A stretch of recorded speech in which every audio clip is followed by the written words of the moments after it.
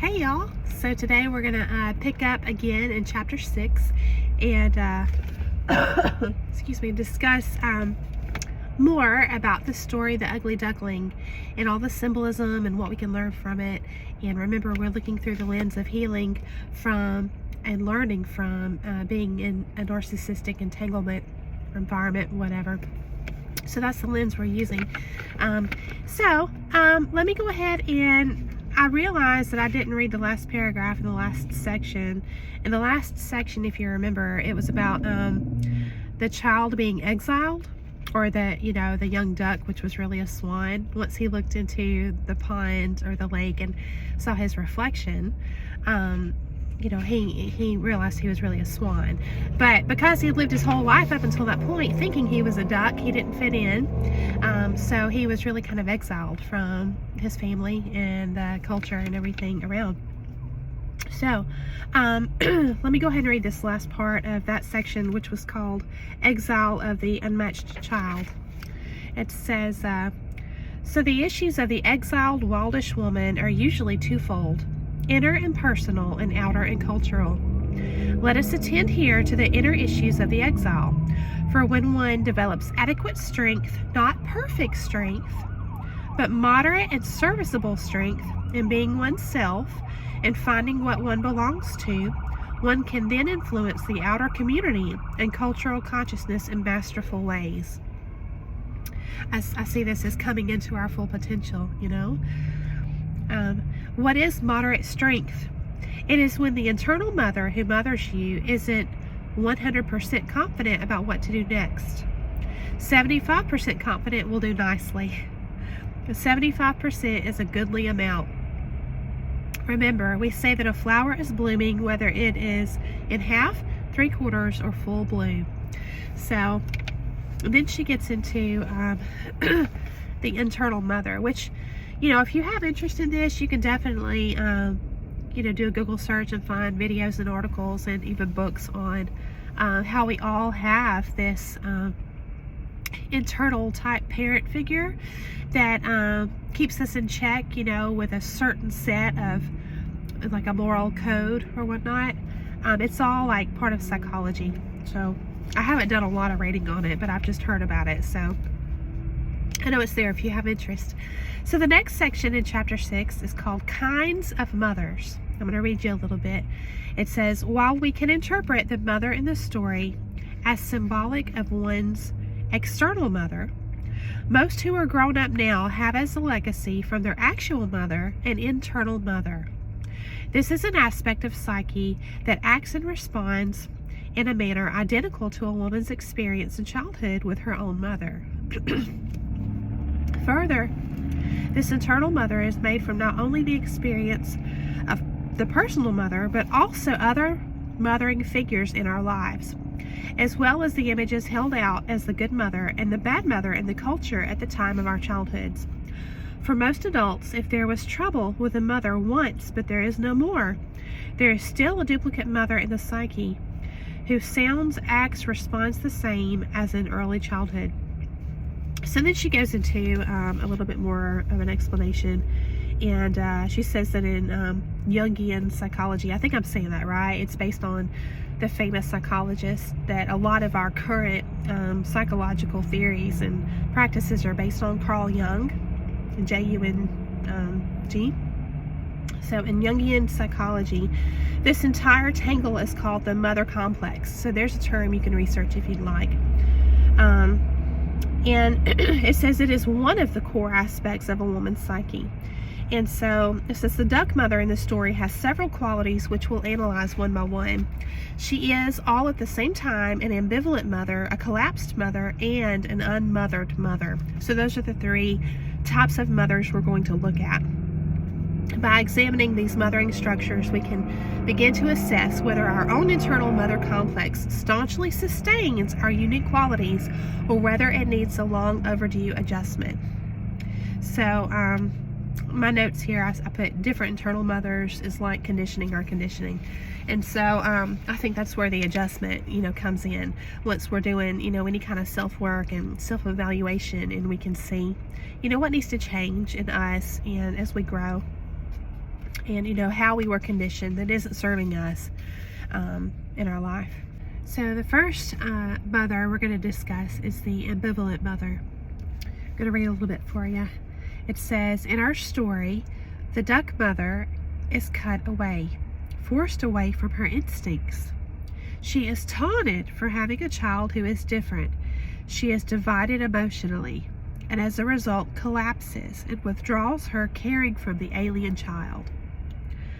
Although initially she tries to stand firm, the duckling's otherness begins to jeopardize the mother's safety in her own community. And she tucks her head and dives. So, yeah, if you recall in the story of the ugly duckling, in the beginning she was very hopeful, you know, for her baby, you know, when it hatched, because remember, the egg in itself was larger than all the other duck eggs, and the other animal mothers would come by and they would say, you know, that egg looks awful different. Are you worried about it, or something like that? And she'd be like, no, it's going to be beautiful and wonderful, you know. But then after it hatches and it's different, she still stays positive, but it's a struggle for her, you know, because everybody's coming by making snide remarks. And so it's like she has to choose at that point between standing up for her child, or what she thinks is her child, versus agreeing with the community. And it just reminds me of like when you're in school, you know, a lot of times I think of that term they call peer pressure, you know, and it doesn't go away, unfortunately. When you're grown and you're out in society, it's like you have to be a strong person to hold true to your values. It says the mother bends to the desires of her village rather than aligning herself with her child. And then it says a woman in such an environment will often try to mold her daughter so that she acts properly in the outer world. And this reminds me of like, you know, and I used to teach. I taught for like 7 years. And it's a hard thing to witness when a child, when their needs and desires are completely disregarded, and they are forced to, like, for example, participate in an extracurricular activity that they have no interest in. That's not the same as teaching your kid, you know, commitment. I understand that children are wishy-washy, and, you know, if they really, really want to join something, and you explain to them, hey, listen, this is a commitment, you know, it's not something you can change your mind about next week, and then you hold them to that commitment. I'm not talking about that. I'm really talking about, you know, parents who want to mold their child into, you know, being a certain way, or being a certain kind of person, or being a, you know, a mini me for them, or whatever, totally disregarding. That's what I'm talking about. Parents that totally disregard their children's, you know, needs and desires, and it's almost like they're not even respecting their humanity at all. And so that's what's sad. And it just says a woman in such an environment will often try to mold her daughter so that she acts properly in the outer world. And that's not discipline. I mean, children need to learn, obviously, you know, manners and, you know, all that. So I'm not talking about the common sense kind of stuff, you know what I mean? I'm just talking about the kind of stuff that happens from narcissistic parents, really. It says, this is a mother and a child who are then both divided. In the ugly duckling, the mother is psychically divided, and this causes her to be pulled in several different directions, which is what ambivalence is all about. Any mother who has ever been under fire will recognize her. One pull is her own desire to be accepted by her village. Another is for self-preservation. The third pull is a fear that she and her child will be punished, persecuted, or killed by the village. This fear is a normal response to an abnormal threat of psychic or physical violence. The fourth pull is the mother's instinctual love for her child and the preservation of that child. And then she goes into talking about like punitive cultures all around the world and how extreme, I'm sorry, I'm still getting over my cold, how extreme, you know, the punishments can be in certain cultures around the world if you don't comply with that culture's ways and demands. says the most destructive cultural conditions for a woman to be born into and to live under are those that insist on obedience without consultation with one's soul. And that, that's serious, because if you don't even have that right, that, religious liberty, spiritual liberty, then, that's bad. That's bad. I mean, we're directed in the Bible to consult with the Lord, to pray for guidance, and that the Holy Spirit will lead and guide us if we ask for that, and we'll know that it's from the Holy Spirit if it's a good direction, if it's peaceful. We'll never be directed to do anything harmful or anything like that. That's how we know. So it says, when a woman has this ambivalent mother construct in her own psyche. So now she's talking about, this ambivalent mother inside of us, inside of our psyche. She may find herself giving in too easily. Be thinking about these things if any of this resonates with you. She may find herself giving in too easily. She may find herself afraid to take a stand, to demand respect, to assert her right to do it, learn it, live it in her own way. So what I'm getting out of this is the courage, this is my notes, the courage to have strength and authenticity, to stand on your own, on what you know is right. And I think that, this is why a lot of people are drawn to, religion and spiritual beliefs, is, to have that core set of values that, throughout time, as our culture shifts and changes, and we're expected to go along with it. It's like, if you have that core set of values, that's unchangeable, and it keeps us, on the right path if we're diligent, and so it's not easy. It's not easy sometimes. Like I said, that peer pressure doesn't go away, when you get out of school. So you just got to have that strength, and I think that as this book is building chapter by chapter, I think examining mothers, both external and internal, and the impact of, maybe what we experienced as a child from our mother or even father or parent figure, and then how that may have played a part in our conditioning inside in our psyche. This is certainly going to play a big part in what they call your glow up. Is you're just rising from, this destructive entanglement that you were a part of. So it's just a part of building you up, of you growing, your personal growth, and becoming the best version of yourself possible. So the next mother is called the collapsed mother. Okay, so I'm going to read a little bit for you. Finally, the duck mother can no longer stand the harassment of the child she has helped into the world. But what is even more telling is that she can no longer tolerate the torment she herself experiences from her community as she attempts to protect her alien child. So she collapses. She cries to the little duckling, "I wish you were far away." And the tortured duckling runs away. When a mother collapses, it means she has lost her sense of herself. She may be a malignantly narcissistic mother who feels entitled to be a child herself.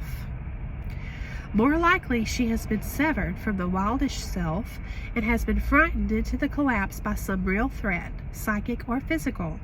When people collapse, they usually slide into one of three feeling states: a muddle, and then in parentheses she says they are confused; a wallow, they feel no one adequately sympathizes with their travail; or a pit, an emotional replay of an old wounding, often an uncorrected and unaccounted for injustice done to them when they themselves were children.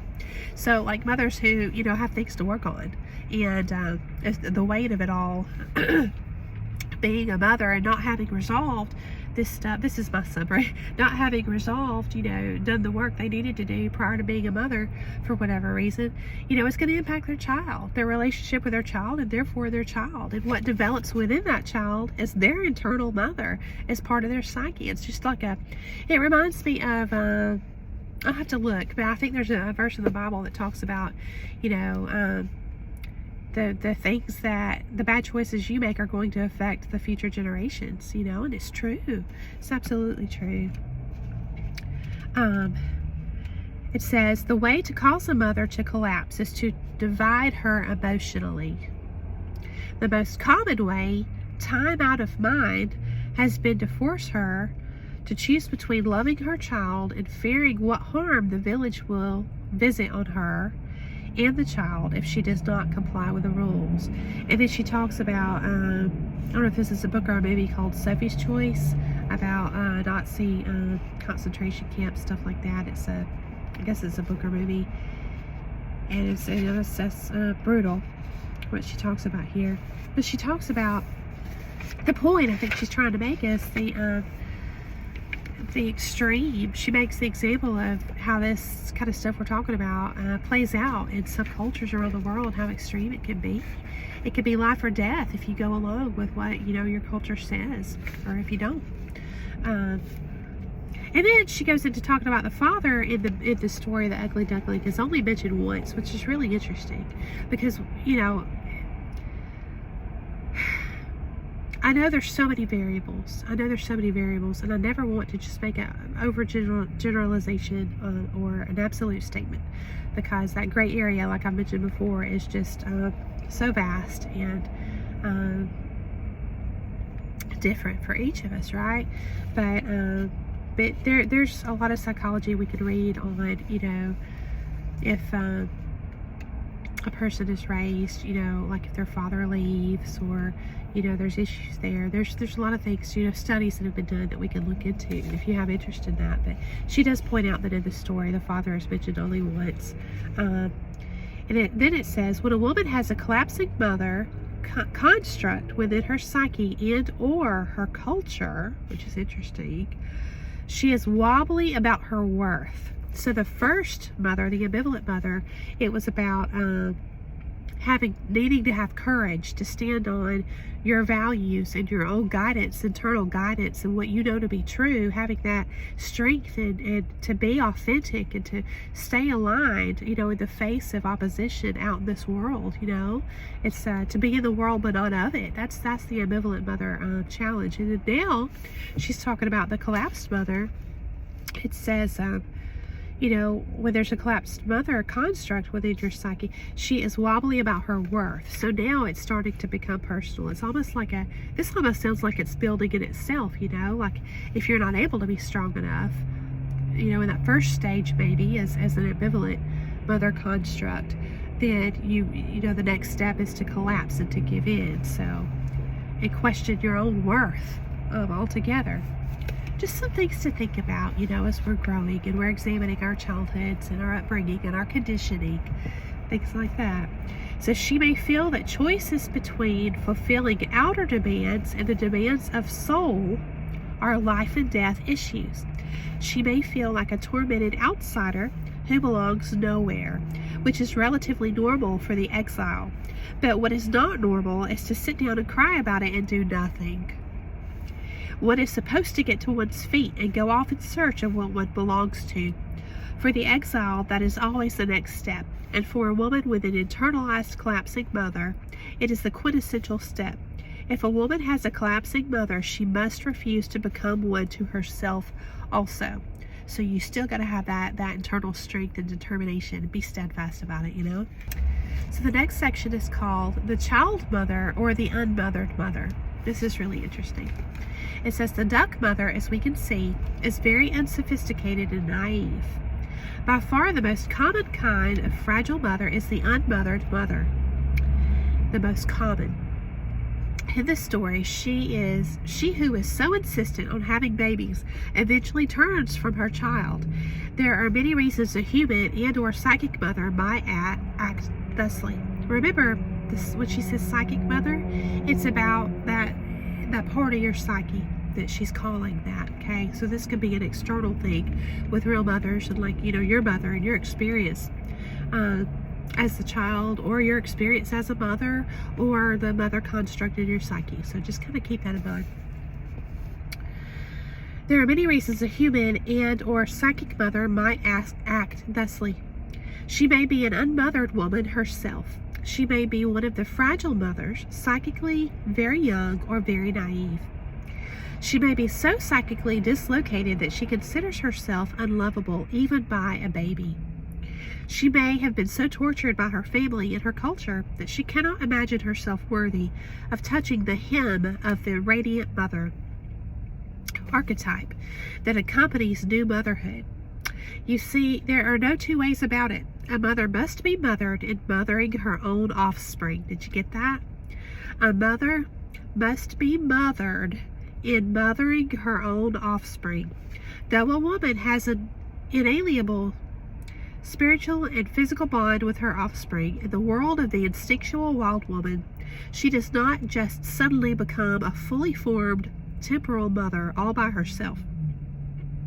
In olden times, the blessings of the wild woman archetype normally came through the hands and words of the women who nurtured the younger mothers. Especially first-time mothers have within them not an experienced old crone, but a child mother. A child mother can be any age, 18 or 40, it doesn't matter. Every new mother begins as a child mother. A child mother is old enough to have babies and has good instincts in the right direction, but she needs the mothering of an older woman or women who essentially prompt, encourage, and support her in her mothering of her children. So she talks about, like, through eons, she says this role is served by the older women of the tribe. So, like, traditions, and it's that's why community is so important. And especially I think about in today's time, as we advance and we have wonderful things such as the internet, it kind of has this, like, a double-edged kind of thing. There's a good and bad quality to it too. It can kind of split us off and make us a little bit more removed from our community. And so that I remember, like, my grandmother and great-grandmother would talk about, they used to have what they called piano parties, and all the neighbors would get together like every Sunday, and they would rotate whoever would cook. And so they had big families too, but they would all get together, and the different households would cook each week, and then they would play the piano and sing together and worship and praise together. And there was such a strong sense of community back then. And so, like, that's just the only example I have in my family and stories, but I'm sure you can expand this to things that you've experienced, and what you've heard from your family, and looking at traditions, and then also expanding out into the world and different cultures. So we've kind of gotten away from community and the benefits of having, like, a closely interwoven tribe that truly supports one another, and I think we suffer for that. We suffer for that. We're not meant to live totally independent of other people. I don't believe. We just have to be careful with, obviously who we choose to have in our inner circles. That's really important. But I think that there was probably a lot of accountability that came from these closely knit communities and tribes where they had a certain set of values, and it was that whole iron sharpens iron thing where everybody helped to keep one another aligned with those values. So I just think there were probably a lot of benefits to living in a community or in a tribe. So, and we've lost some of that with our modern times today. It says the older women were the arcs of instinctual knowing and behavior who can invest the young mothers with the same. The instinctual self always blesses and helps those who come after. In this way, among healthy creatures and among healthy humans. Or it is this way among healthy creatures and among healthy humans. In this way, the child mother is swept across the threshold into the circle of mature mothers. Who welcome her with jokes, gifts, and stories. And so, she mentions creatures, healthy creatures, and I'm thinking about, I wrote notes here about, you've probably seen, examples of, wild animals, like a totally different species. If they see a baby from another species, and the baby has been abandoned, maybe the mother was killed or whatnot out in the wild, a lot of times this mother from a different species will take on this baby and mother that baby and take care of it and raise it. And I just think that's beautiful.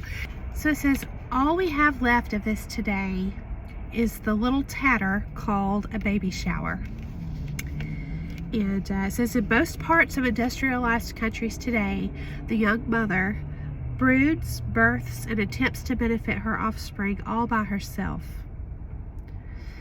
It is a tragedy of enormous proportions. And then it says, because many women were born to fragile mothers, child mothers, and unmothered mothers, they may themselves possess a similar internal style of self-mothering. So that's where that conditioning comes in. How we're raised and our experiences and everything. All right. So it says, so this is called a construct in your psyche. It says, the woman who has a child mother or unmothered mother construct in her psyche is likely to have a weakened instinctual ability to imagine what will happen 1 hour, 1 week, 1 month, 1 year, 5 years, or 10 years from now. So it's like they can't plan. They don't have that foresight to be able to make conscious, mature, smart, wise decisions that are going to affect themselves and their families. And it says, a woman with a child mother within takes on the aura of a child pretending to be a mother. So they like that maturity, right? It says they kind of have an attitude of do everything and be everything to everyone. She calls it a brand of hyper momism. And so it says, without realizing it, the child mother tortures her offspring with various forms of destructive attention and in some cases lack of attention. So when you read through all this right here where she's talking about the child mother or the unmothered mother, it screams a lack of maturity. It screams being scattered, not having a sense of direction, being grounded, like they don't have that. And if any of this is resonating for you, instead of self-convicting, just take this information in and with the purpose of looking to grow and to become your best version of yourself and to break those chains of unhealthy conditioning, and negative past experiences. Don't stay stuck in a victim mindset. Understand that there are things you can do, and you are empowering yourself as you're learning these things to be your best self, So it says, sometimes the frail mother is herself a swan. This is interesting. Who has been raised by ducks. She has not been able to find her true identity soon enough to benefit her offspring. So it's like these are mothers who are still finding themselves, Then as her daughter comes upon the great mystery of the wildish nature of the feminine in adolescence, the mother too finds herself having sympathy pangs and swan urges. The daughter's search for identity may even inaugurate the mother's maiden journey for her lost self at last. So in that household, between the mother and the daughter, there will be two wildish spirits down in the basement holding hands and hoping to be called upstairs. So these are the things that can go awry when the mother is cut away from her own instinctive nature. But do not sigh too hard or too long, for there is help for all of this. So to me, it's just about growing and maturing and, becoming conscious of our conditioning. And, ideally, when it's talking about staying true to yourself, versus that bit that was talking about having community and how community can be a blessing in some ways and it can be a challenge in other ways if you're a part of a destructive culture or a very authoritarian and was oppressive culture who's has these demands that are not reasonable and go against your value system, things like that.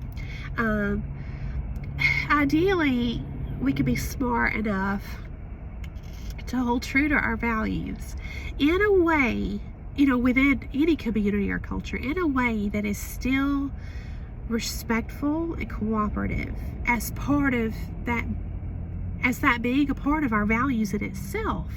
You know what I mean? I think that's a really good sign of maturity, is when you can hold true to your values, which are often a part of our spiritual beliefs, and that, you know, that inner guiding light that's given to us straight from the divine.